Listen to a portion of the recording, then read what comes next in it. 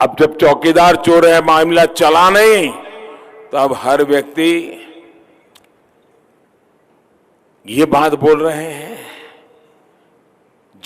कह रहे हैं कि जिसका भी नाम मोदी है वो सारे चोर क्यों है। भाइयों बहनों, पिछड़ा होने की वजह से हम पिछड़ों को अनेक बार ऐसी परेशानियां झेलनी पड़ी है।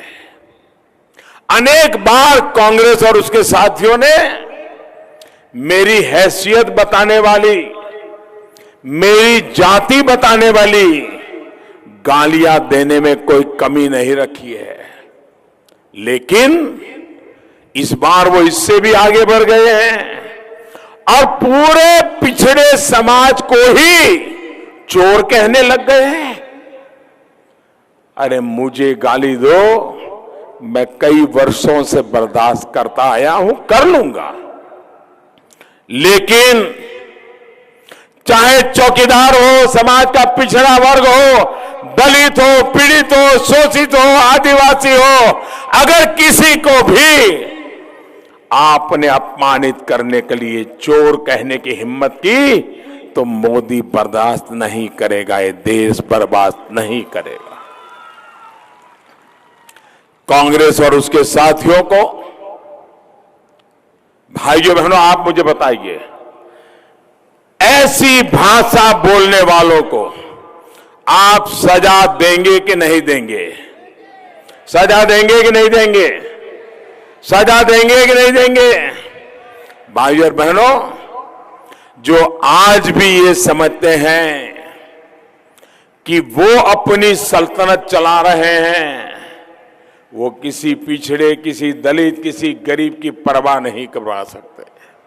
साथियों, मैं कल देख रहा था, एक बार फिर शरद राव ने मेरे परिवार होने और न होने पर भी हमला शुरू कर दिया।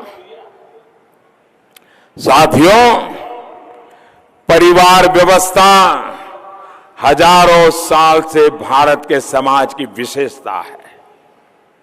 परिवार व्यवस्था ये भारत की ताकत है, भारत का गौरव है और दुनिया को सबसे बड़ी देन है।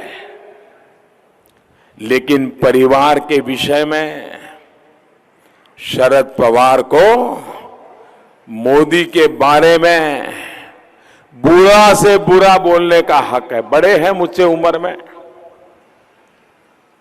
उनको उनकी समझ और संस्कार के हिसाब से बोलने का हक भी है, लेकिन मेरे देशवासियों, मोदी आज जो जिंदगी जी रहा है उसने भी परिवारों से ही प्रेरणा ली है। परिवार ही मेरी प्रेरणा है।